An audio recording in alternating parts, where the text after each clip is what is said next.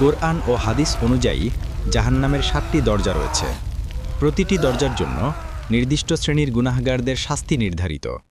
আল্লাহ তাআলা বলেন, আর নিশ্চয়ই জাহান্নামের জন্য 7টি দরজা রয়েছে।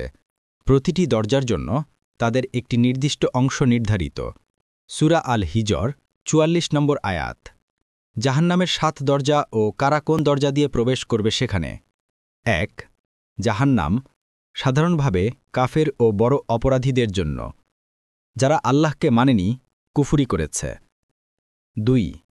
লজা আগুনের প্রচণ্ড শিখা, অহংকারী, দাম্ভিক ও আল্লাহ আয়াত অস্বীকারীদের জন্য।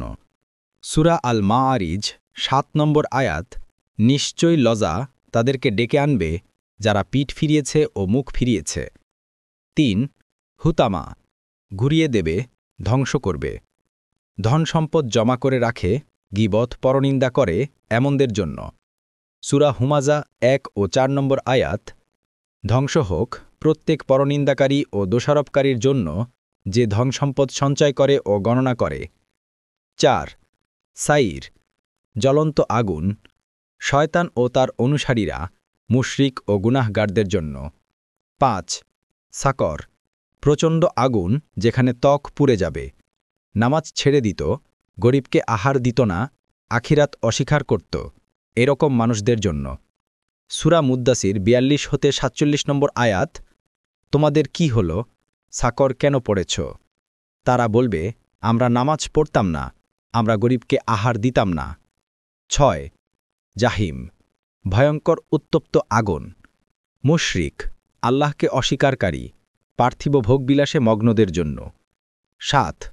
হাভিয়া সবচেয়ে নিচের দরজা, মুনাফিকদের জন্য, বাহ্যিকভাবে মুসলিম, অন্তরে কাফের। সূরা নিসা 145 নম্বর আয়াত। নিশ্চয়ই মুনাফিকরা জাহান্নামের সবচেয়ে নিচের স্তরে থাকবে। আল্লাহ আমাদেরকে জাহান্নামের আযাব থেকে রক্ষা করুন। নিয়মিত এরকম ইসলামী ভিডিও পেতে আমার চ্যানেলটি সাবস্ক্রাইব করুন। অন্তত কিছু হলেও ইসলাম সম্পর্কে জানতে পারবেন ইনশাআল্লাহ। যদি ভিডিওটি ভালো লেগে থাকে তাহলে দয়া করে শেয়ার করে অন্যকে দেখার সুযোগ করে দিবেন। ধন্যবাদ।